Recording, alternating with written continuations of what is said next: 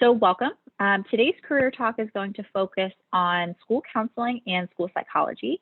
We have a number of faculty representatives as well as a number of alumni panelists working in a variety of different contexts that are here to answer some questions for mostly undergraduate students, but a few current graduate students who are really keenly interested in these fields and are wondering which may be the best fit for them, and how, of course, they can prepare themselves throughout the undergraduate program for a graduate program such as one of these.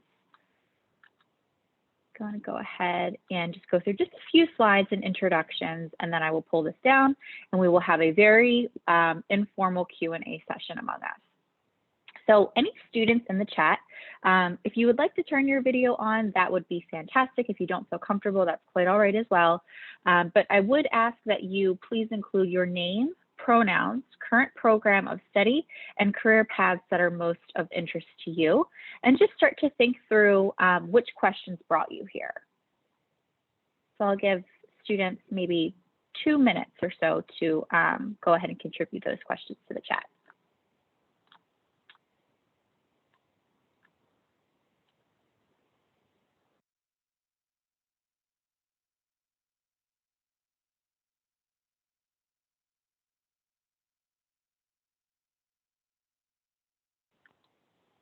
Hi, Madeline, welcome.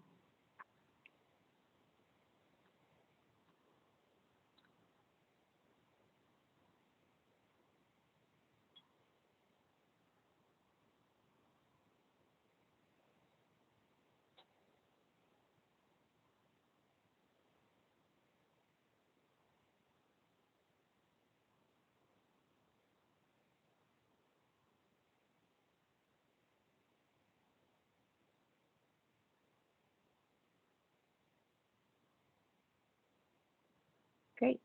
I did see that we have a number of psychology undergraduate students here joining us today, so that's really fantastic. Thinking through what the next steps might be. Okay, so let's keep those responses coming in the chat, and I will then move to our BIPOC land acknowledgement. Okay, so in starting with all College of Education and Human Development sessions, we like to start with our BIPOC acknowledgement, where we acknowledge that the land on which we sit and occupy today is the traditional and ancestral home of the Lenape and other indigenous nations of the Schuylkill and Delaware River. Without them, we would not have access to this gathering nor to this dialogue, and we take this opportunity to thank and honor the original caretakers of this land. And we additionally acknowledge the African ancestors that were enslaved, oh, excuse me, in order for us to have this conversation. Okay. Just take a moment. Okay, so with us today, we have Dr. Paul Jones, who is currently serving in 2 purposes, both as a faculty representative as well as an alum. He is a licensed psychologist and certified school psychologist. He graduated from Temple University and has had training experience at world-class hospitals, including Cleveland Clinic, Numerous Children's Health Delaware. Dr. Jones has also had extensive experience working in both public schools and clinical settings. And his research here at Temple include addressing the needs of children with chronic health problems within schools. We also welcome Mary Olsch from our school psychology program, who graduated from Temple University with the EDS specialist degree. She is a nationally certified school psychologist and currently practices in Delaware County, where she services 5 non-public schools and has experience across a wide variety of educational settings, including public schools, non-public, and private schools, and low incidence and special education programs. And we also have Simone Media Decis, who is a New Jersey and Pennsylvania nationally certified school psychologist with a master's degree in education and educational specialist degree from the school psych program here at Temple. She is currently employed within the School District of Philadelphia, and her experience spans from working with babies as a special instructor. Excuse me, sorry, my slides jumped ahead for just a second there. I'm sorry, just give me one moment.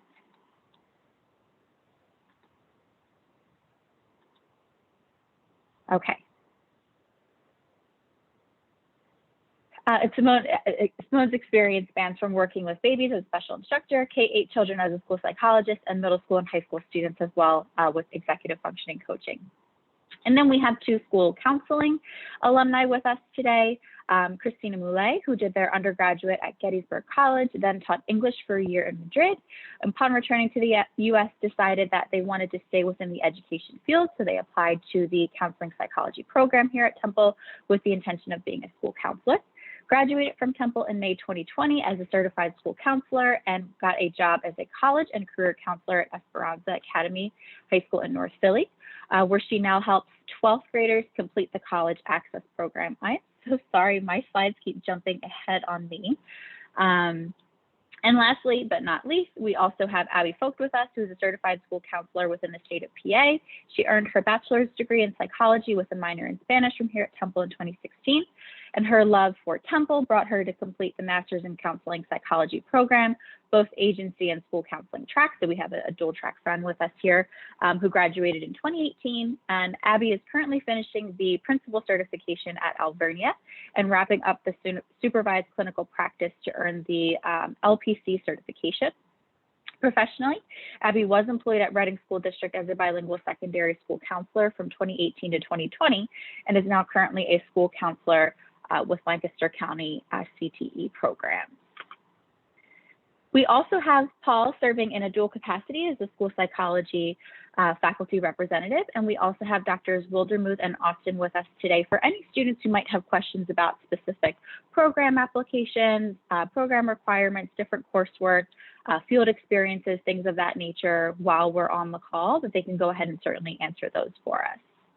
I also wanted to highlight the Graduate School Week of 2021. So our friends over at the Career Center often hold a Grad School 101 series sometime in October for any students who are interested in applying to graduate programs for perhaps this upcoming spring cycle. So we have the Grad School 101 session Monday, October 25th from 3 to 4. We also have a personal statement workshop on Tuesday, October 26th from 3 to 4 p.m. Financing your graduate education from Wednesday, October 27th from 3 to 4, as well as a GRE strategy session. So if you have any specific questions about what the Temple programs may specifically entail, I have actually embedded those within the slides themselves. But of course, that's why we've also invited some faculty to join us so that they can answer those questions a little bit more specifically for everyone. So at this point, I'd like to pull the slides down and really just yield the floor to all of our students who have joined us to ask their questions, to think about what it is that they need to get themselves prepared, any questions that they may have around the day-to-day roles and responsibilities of our school counselors and school psychologists who have joined us. I apologize for all the hiccups with my slides. I feel like I'm also having some technical strangeness that's happening today. Things are kind of moving ahead. So I'm gonna go ahead and pull these down and again, yield the floor to the students, alumni, and faculty who have joined us to get to know each other a bit.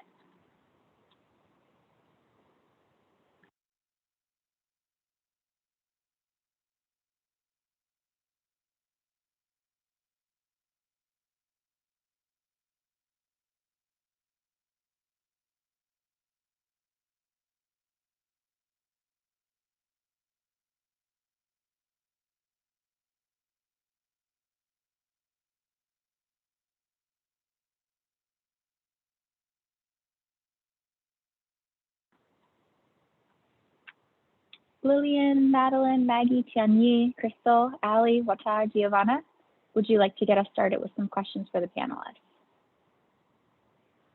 I can start. Can you guys hear me okay? Thank you, Maggie. Yes, we can. Thank you. I think I'm kind of wondering like what extracurriculars or what like clubs I can get involved with that would like kind of make me stand out as a candidate to go either onto grad school or even beyond that.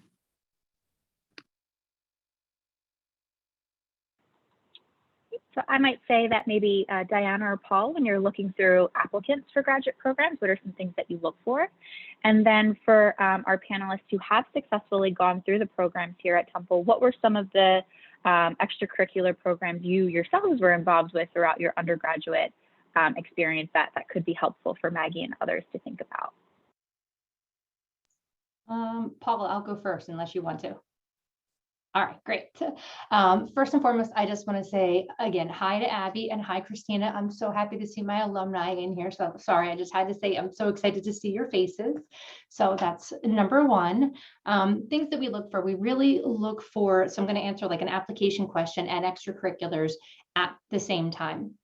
We look for a student that has several experiences. So we're looking at how did you do in your undergraduate courses? We're looking at were you involved in any clubs? It could be psychology club. It could be, did you do community service? Did you do an internship as part of your program? We're looking to see what do you have to build what we would call a well-rounded cohort with diversity. So we don't want everybody to come in and have an entire cohort of teachers, because that's not necessarily what we're looking at, because everybody brings a different perspective and diverse experience. So we're really looking at what were your experiences, and it could be maybe studying abroad, and again it could be community service here in the community in a hometown, it could be working with children, it could be working with adults, it could be part-time employment. So I'd say it's a lot of pieces, and we're also looking at how do you convey all of that in your personal statement. How do you convey your past experiences and what has brought you into the field, whether it be to be a school counselor or to be a mental health counselor, what has brought you there? And it could be lived experiences, personal experiences, and at the same time, just what you're looking for. So I think I've summed that up mostly. And if there's anything Dr. Austin wants to add, she can add, but turn it over to you, Paul, unless you want to add anything, Crystal. If you don't mind me jumping in also, Paul, just to echo that, I think one of the areas, especially if you're interested, Maggie, in some of the more applied fields of counseling, like in school counseling or mental health counseling, getting some experience, not just for your application, because we do look for that and try to understand how you have done similar things or related things in the past.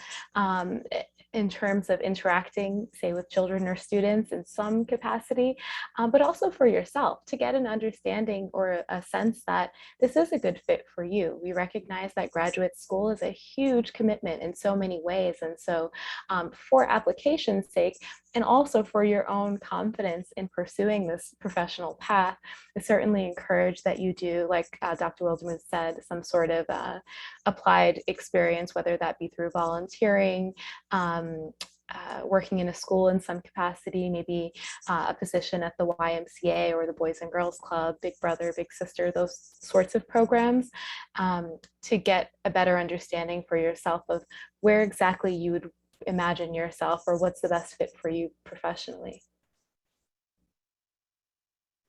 Thank you. And I very much agree with all of those things. And I might also add research experience, if particularly if you're thinking, at some point going back for a PhD, or you're interested in our PhD program in school psychology here. Research experience is going to be incredibly important to your application. Volunteering in a research lab in college liberal arts here in the College of Education, just getting some exposure to how research is done as an undergraduate, I think is super helpful as well.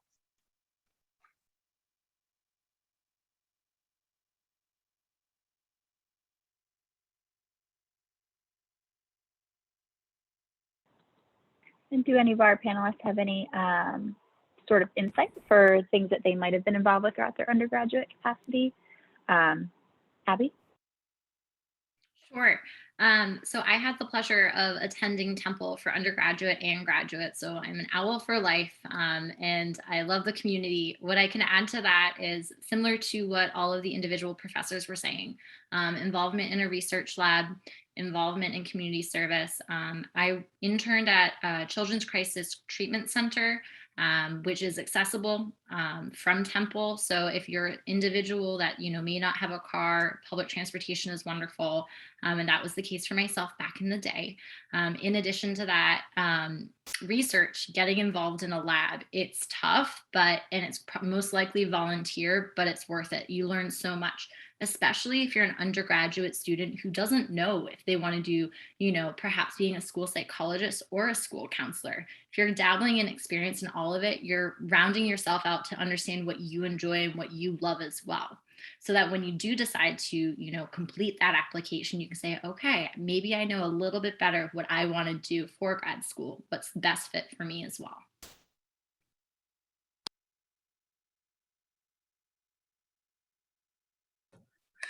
I have nothing that deep to add. I think the professors and Abby pretty much summed it up. I was involved in a couple of different activities in undergrad. I knew the importance of being a well-rounded person to like go into life. So I had a liberal arts education, which helped me like be the well-rounded person that I am today. And then Temple, the grad program, helped me be a more specific person. So yeah, get involved, do things that seem interesting to you too. I would recommend like trying a variety of different activities. Maybe some will stick, maybe some won't speak to you as much as others, but at the end of the day, you'll get some stuff to put on your resume that you can talk about your passions and things that make you who you are and that make you shine to the committee of the grad school application. I just wanted to add something to that, along with what everybody was saying about experiences in undergrad. I know for myself, like Paul said, I did research and I went to Rowan University. So that we had like a help hotline, which was really great. I was in the psychology club. I also did leadership positions that had nothing to do with psychology, because now's kind of your time to explore. So I was like the Spanish club secretary and things like that. But to take that a step further, I actually waited 2 years to go to grad school. And so immediately upon graduating from undergrad, I took a position where I worked with children with autism. And that really helped me solidify what I wanted to do. After that, I took a year and I taught abroad, which again, I had this idea. I always knew that I wanted to go to grad school, but I felt like I needed those experiences to really solidify and just make my decision really sure. And they really did. You know, those experiences really helped me immensely and prepared me for another couple years in school.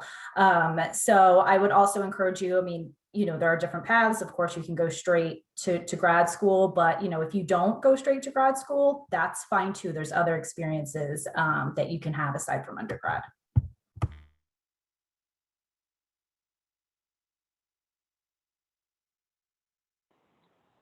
Great. We do also have a question in the chat from Giovanna, who was wondering what the career possibilities are within the field of school psychology and what that looks like on the day-to-day basis. So I think this question might be best suited for Mary or for Simone. Sure, I can jump in here.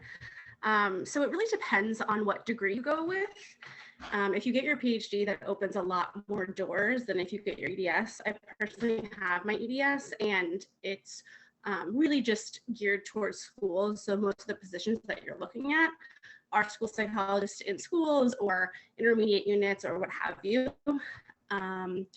Day to day, it looks a little different depending on what your role is and where you're working. I personally work for an intermediate unit in Delaware County, so I have 5 different schools that I rotate throughout the week, and I mostly just do testing.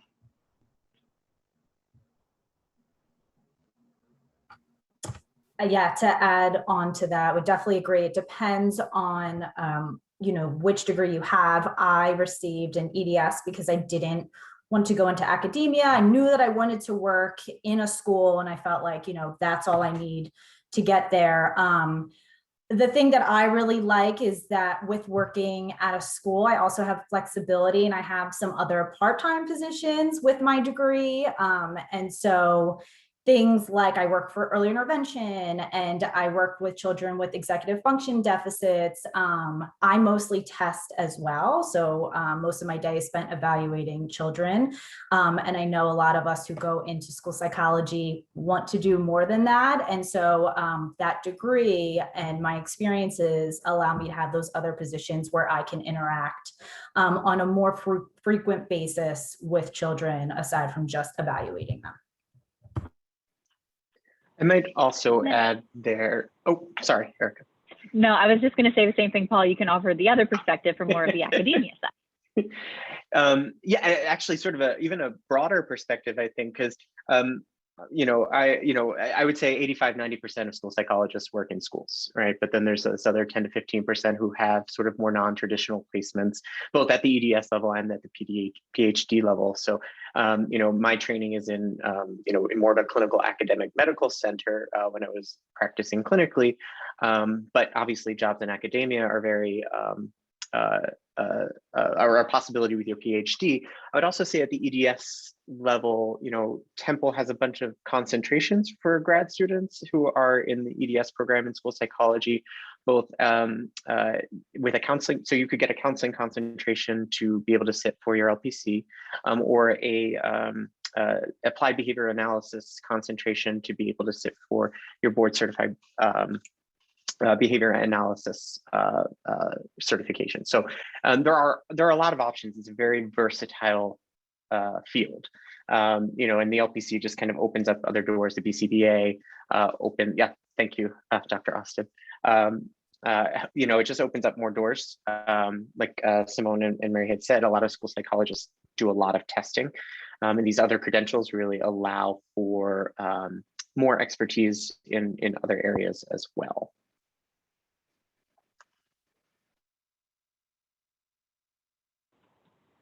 So we have 2 additional questions in the chat.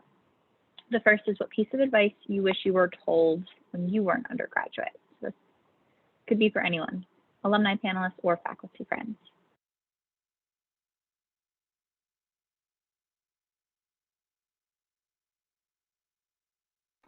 My piece of advice for any undergraduate, if you can, would be to study abroad.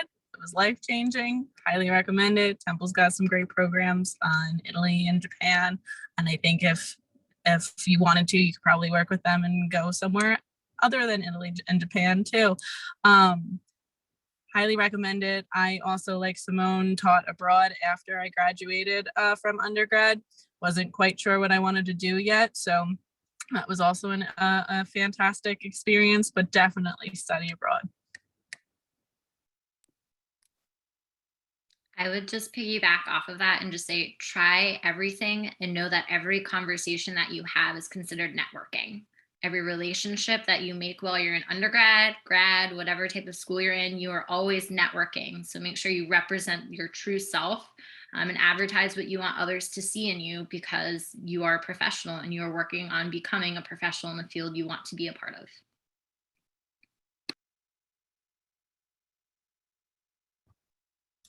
I would just say you don't have to figure it all out right away. Kind of look at it as a journey and not necessarily a destination.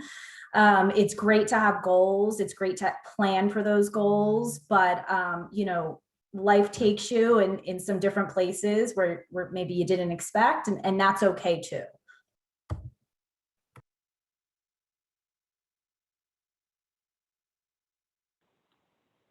Great. So our next question in the chat is a little bit more specific. So this is really around school counseling. So Diana, Crystal, Abby, Christina, tell us a little bit about the related licensing process. So I will go ahead and start. It's actually not a license, it's a certification. So the school counselor certification that our program prepares you for is the Pennsylvania Pre-K to 12 school counselor certification. The mental health side does prepare you for the licensed professional counselor, which is a license versus a certification. So they are a little bit different, but in the state of Pennsylvania, our students are required to take the praxis examination. So Abby and Christina can talk about their experiences, and they can share that they have lived to tell and are now school counselors. So as part of and I know it's similar in school psychology as well, but you're required to take the praxis examination. And at the same time, our program has a practicum and internship experience, which is also a requirement for future as a school counselor, which is a total of 700 hours. And there's more details in how that kind of happens between a practicum 1 semester and a full year-long internship. But they are the core requirements in addition to our 60 credits. I'll turn it over to Abby or Christina related to taking the praxis examination and your thoughts and process on that. Okay, thank you for the clarification. And does this mean I should to study in a specific graduate program to become a school counselor, or I can choose a related major?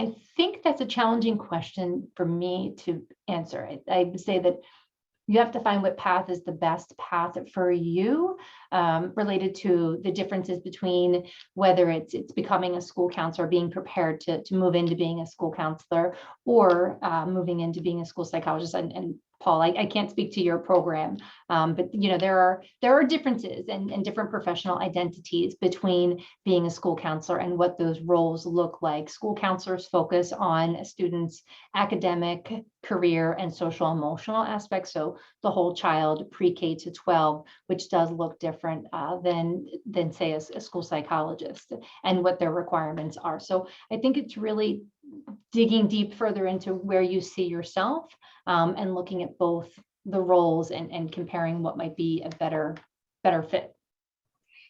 Okay, got it. Thank you. I might also just add to that a lot of our courses are prescribed in some ways by different accrediting bodies, by the State Department of Education. There are certain requirements that our programs have to meet in order to be able to, give out these degrees and allow you to sit for the praxis and then eventually become certified as either a school psychologist, a licensed psychologist, or a certified school counselor or licensed professional counselor. So, in thinking about sort of the path that you want to take moving into a school counselor, school psychology position, it can be challenging to kind of start in one program, move to the next, or kind of go back and forth. So you do sort of need a little bit of insight and forethought, about what your own professional goals are.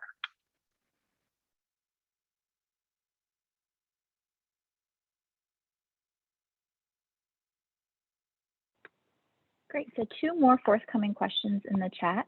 The first is around the value of camp counseling, and before a school psychology or possibly a school counseling program. And then the second would be, around part-time programming, so that students could still work and kind of keep those experiences going too. I can speak to the school counseling perspective in terms of summer camp experience. I think that's a great example of one of those kinds of experiential things that one can do in preparation for applying to a graduate program, or as folks have said, to get a better sense of what kinds of roles you'd like to see yourself in the future. So doing that as full-time work or over a summer in between semesters perhaps is a great idea. I also want to emphasize what Dr. Wildermuth said earlier in terms of what it means for your application. Not just having gotten the experience, putting on your resume that you were somewhere, but how you talk about it, how you write about it, how you're actually kind of fitting that experience into what your overall professional motivations are and how you imagine yourself utilizing that experience in the future is what we're looking for. So both and getting the experience, but also really integrating it into kind of professionally what that means for you in your future.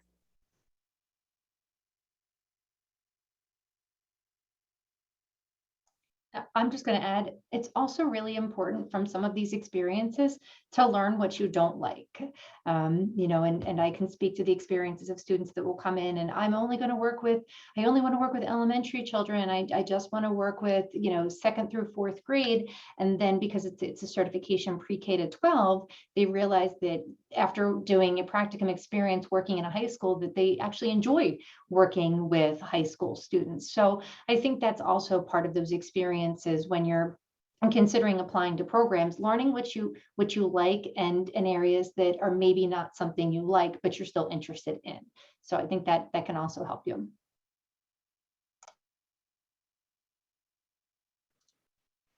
I can take the working while completing the school psych program.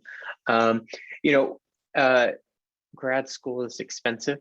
There's sort of no way around it. so, we want to be respectful of, people's financial constraints while also being a part of the program. That being said, just the nature of the program, the way that the program is designed, we do ask and to some extent require a good deal of flexibility because courses happen during the day, they happen in the evenings. Obviously, in a school-based profession like school psychology or school counseling, even, we're going to be in schools during the day, as part of practicum placements, internships, and things like that. So, I think most, if not all of our students do work some kind of part-time job. Some do try to complete a full-time job while also doing grad school. I will say that's really super challenging. We do try to emphasize self-care and balance, and it's really easy to take on too much, when you're trying to balance sort of your personal financial needs, and while also, kind of trying to complete this mountain of a task we call grad school. So, we just ask that you kind of think critically about what your needs are and rely on faculty for support and figuring things out. And we're super approachable with that, and trying to help you to navigate what it is that you need or require.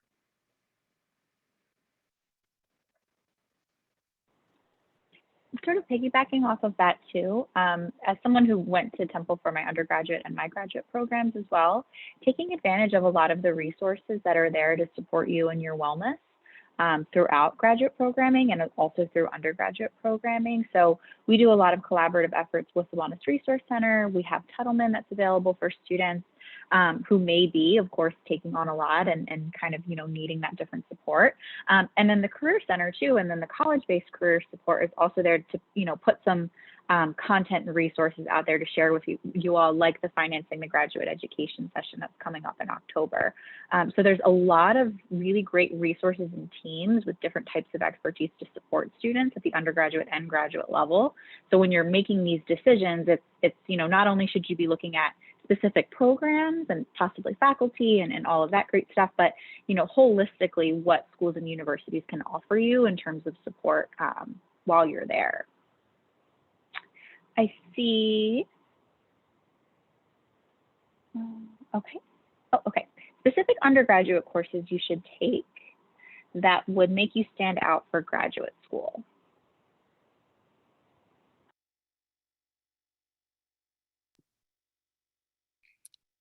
Is this a question for a student who is currently an undergraduate student, the one who asked it? Is that Lillian? Yeah. Yeah, so may I ask where you are at in your journey? I'm a sophomore. Awesome. And have you declared a major yet? Psychology. Awesome. And are you considering doing a minor as well? I'm not sure. I don't know. I'm not sure yet. And that's okay. And that's the fun part about college is you can take a class here or there and try it out and see if you really enjoy it. For me, I grew up with a trilingual mother who always encouraged language acquisition. And so I dove into Spanish as my minor, and it is one of the biggest assets that I have obtained professionally because of our growing world, a diverse world where Spanish is spoken in every town, every city. Our students speak it. ESL populations are growing everywhere, says the research. So for me, I encourage even my high school students, take a language if you can take it, because it's only going to help you through your career, whatever you choose. But it's specific to everyone's journey. If you don't love languages, that's okay too. Thank you.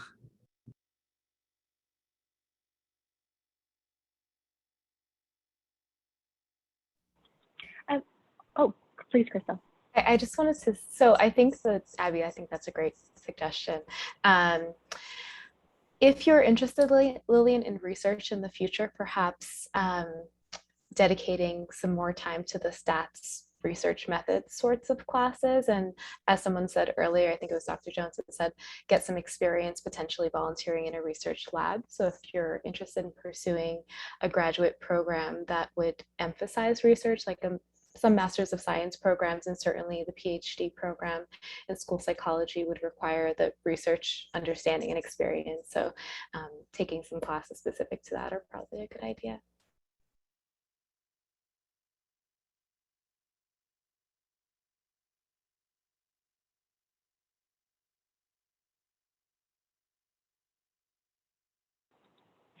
I know we also have quite a few friends on the line who are psychology majors. And I've often seen psychology majors complemented very well with the education minor, especially if you're thinking about applying those degrees within the field of education. It'll give you, and again, not that you necessarily need to establish the minor, but taking some courses just in urban education in the context of teaching approaches to, working with families, things like that. There's a lot of different courses here in the college that could be useful for those who are thinking about applying their psych degree to the field of education.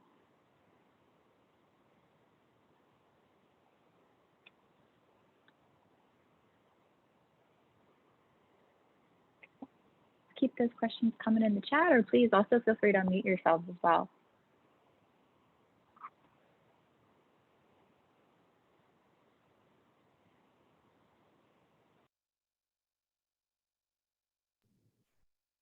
Did you like always know you were passionate about school psychology, or did you go like through different phases where you weren't really sure what you wanted to do at the beginning?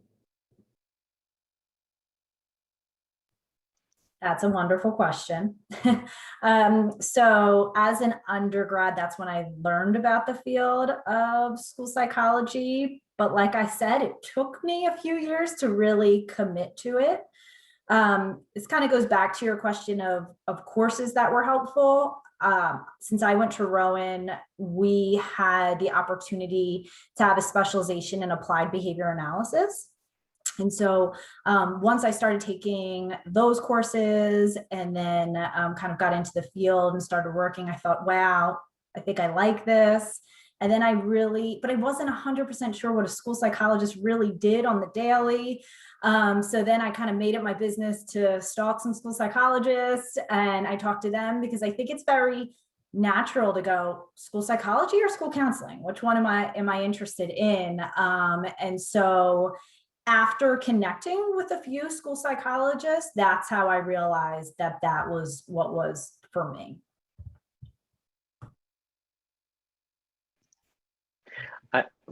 Sorry. I had pretty much the same experience. I had never even heard of school psychology until I got to undergrad, and one of my professors happened to also be a school psychologist. And she was talking a little bit about her job in class one day. And so I sort of just went up to her after class and was like, how do I do that? But it definitely wasn't something that I was passionate about or even thought about before I got to undergrad.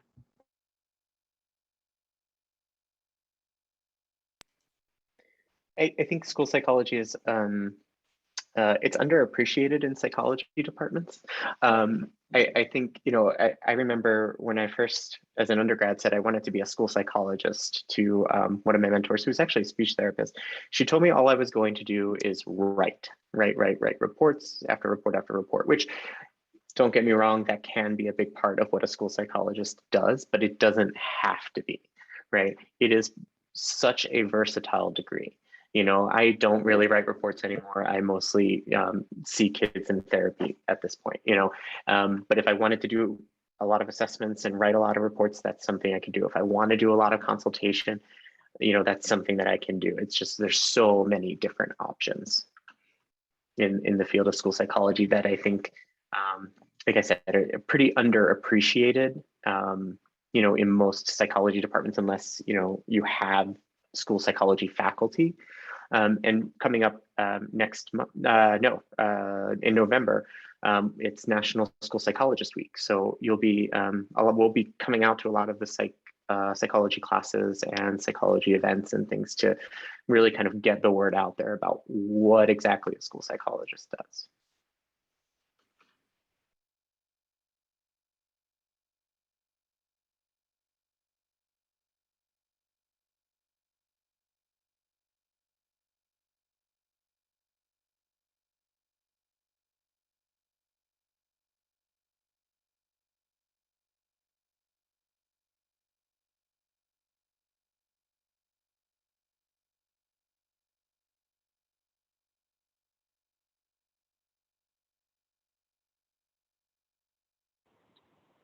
still have another 15 minutes or so, so please keep those questions coming.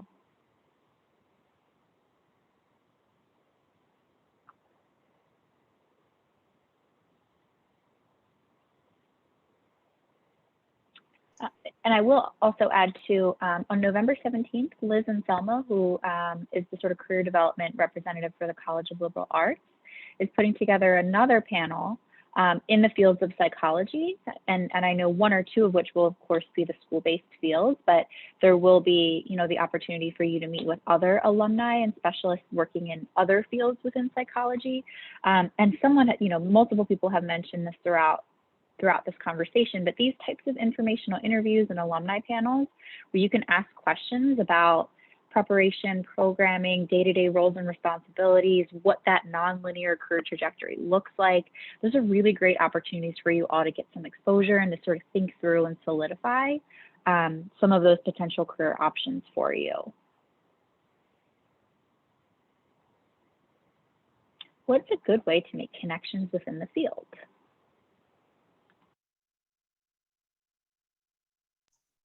So I will jump on this one, and both Abby and Christina know this from being my former students, that I love networking. I think connections are constantly being made. So whether it's just, emailing a professor, just asking them more about their research, maybe having a conversation, asking if they have time to sit down and talk. I can tell you, I remember when undergrads send me a message, I'll go back if they then apply to our program, and I'm like, oh, I remember they sent me a message asking me more about school counseling. So I think it's putting yourself out there a little bit to build those connections so that you can learn more about the field overall, interest, and you never know where that might take you. So somebody, a student could come in and ask me a question, and I might say, oh, well, I know that there's this other person in this other department that does this. That might be a great connection for you to talk to if you have an interest and you want to take that in applied behavior analysis. Maybe, contact that faculty member and then connect you with them. So I think that it's, if you give a mouse a cookie, I love that book, and you can just keep building your connections, through that, where as things keep going on. I think that another potential avenue for connection could be to join some professional organizations or to check out the resources available through professional organizations for students. If they do require membership purchase, they're usually much cheaper for students.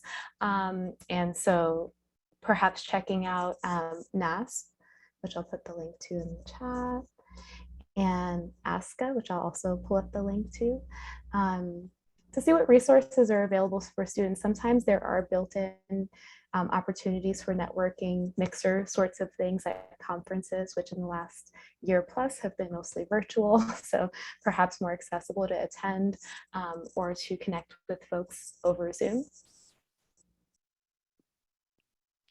I will just add this too, Lillian. That was the most daunting question for me in undergrad. How do I network to get a position, especially as a psychology major, because there's so much out there, but it's hard to make that initial connection. Put yourself out there, join those clubs if you can, talk to people. Don't be afraid to, if you're interested in school track, go on the website for a school that you're interested in, email a school counselor. I can tell you, I get emails from interns all the time asking specific questions about programs, and I love answering those questions. It's fun, and I get to meet the person. Sometimes I'll jump onto LinkedIn and look them up and see where they're at in their career.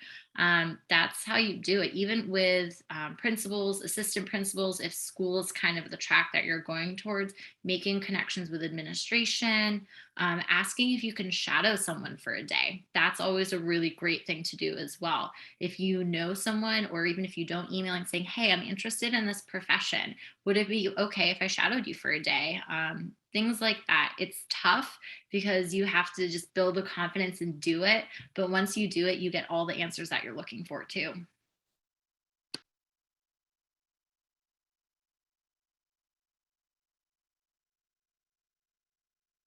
Thank you.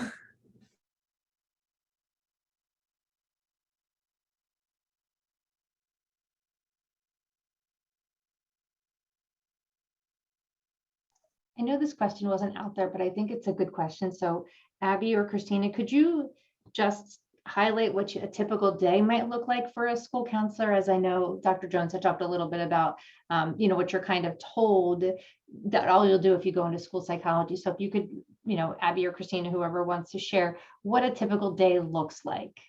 You also know that's a very kind of loaded question that I'm asking, but. So I'm gonna say that every day it depends. Every day is an adventure and a challenge. But my job specifically is a college and career counselor. So I work with the senior students. So I teach 6 classes. Teach is maybe not the word that I should use. I advise and counsel a couple of, it's like group therapy. We'll say like it's group. And we do some research on future options if they want to go to college or enter the workforce or the military. We use ONET and Naviance, and we do the FAFSA in that class. And so if they need additional help, I will have one-on-one meetings with them. I made some bulletin boards last week, pretty proud of those. We're doing the PSATs and the SATs, getting geared up for those in October. So just all of the logistics and the paperwork that goes along with planning that, getting it out to the rest of the staff. And because it's my first year in the building, I worked with this school last year, but completely from home virtually. So my day is also taken up with learning the hallways and everybody who's in the building and just getting to know each other and developing connections with the teachers and staff. We're right now in the middle of September, so we're doing self-care September. We're planning some cute gift giving weekly prizes to teachers, and just trying to develop the rapport between the staff. To piggyback off a little of Christina, every day, I agree, it looks different. You just don't know. You can have your whole day scheduled and it might change. I can tell you that from when I walk in the door, I try to get there early so that I can go through my emails before all of our amazing students, breach the front doors and come into the school. It can be anything from immediate crisis counseling to a really, really scary situation for a student, to teaching a group lesson and creating an 8-week group of students. Maybe it's stress management. Maybe you have 8 teenage girls who, are having issues with bullying, and you develop a plan to do an 8-week session with that. It could also be IEP plans, independent educational plans, where you're a part of that meeting. And that's for students with special education accommodations, or developing a plan called a 504 plan for students who are disabilities, which usually falls on school counselors. And even though these things may sound a little bit daunting, once you get the first one done and you learn as you go and you learn through grad school, it gets better and better, and it's awesome. And developing those relationships, just as Christina was saying, with teachers, getting buy-in from people to, push into classrooms and do some guidance lesson plans to help support maybe a classroom of students who are all struggling with something similar. It's all of that. It's education. It's finding a career path, which can be college, can also be a career and technical program like welding, because not one size fits all. And it's being able to be unbiased and kind of just see what students need and be that person for them and be the responsible adult that they trust.